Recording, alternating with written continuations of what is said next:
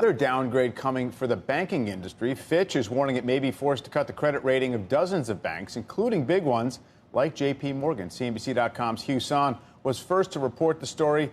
He joins us now. Hugh, so what's behind this potential move?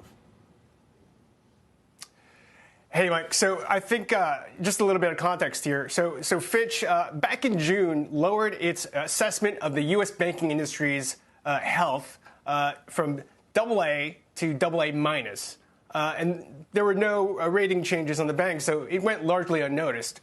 I think Fitch was actually kind of concerned at the increasing risk that they'd have to cut it another notch. So taking that industry rating from AA minus to A plus, which is one level lower. Now, the problem that introduces, Mike, is that you have four institutions, some of our top-rated credits, including JPMorgan and Bank of America, the two biggest banks in the country, that are rated currently AA minus. And you can't have banks rated higher than the operating environment in which they operate. So that would necessitate at least the examination of cutting them from AA minus to A plus.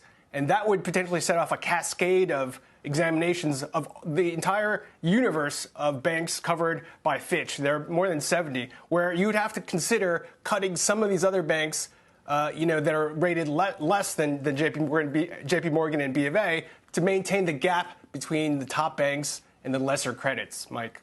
I suppose that this is still based on a lot of the issues that we are, have been aware of for months, which is, higher cost of deposits, some deposit flight, taking some unrealized losses on bonds, maybe some deterioration of the economy down the road. I guess the big question for me is this will matter if it does raise the cost of borrowing for the institutions. Of course, debt and deposits are the raw material for what banks produce, right? So is there any evidence that might be the case?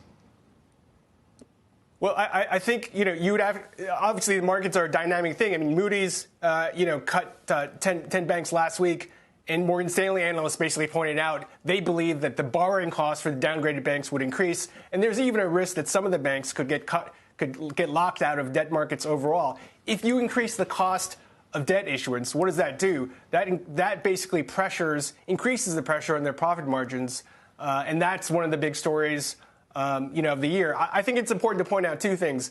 The reasons, the factors that would potentially push Fitch to do this would be, credit normalization. If commercial credit, obviously we're talking about office loans, if it's worse than they expect, if that normalization is actually worse than they expect, then they would have to look at that. And if if the Fed actually has to keep rates higher for longer, then that's something that they would have to look at as a trigger for these potential downgrades.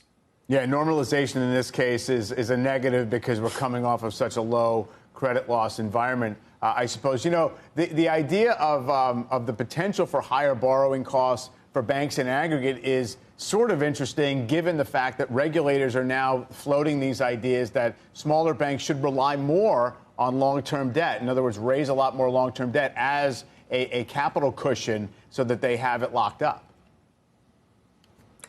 Right. And, you're running into the possibility that, the market it doesn't have a great appetite for some of these lower rated credits. I think the interesting thing for my money, Mike, is that, the downgrades from last week were largely small and mid-sized banks.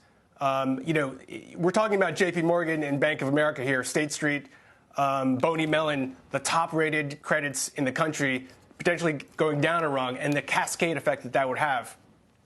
Yeah, it would be an interesting test of the market's view of those issuers. So we'll have to see how that plays out. Hugh, thanks very much. And you can read Hugh's full story on CNBC.com.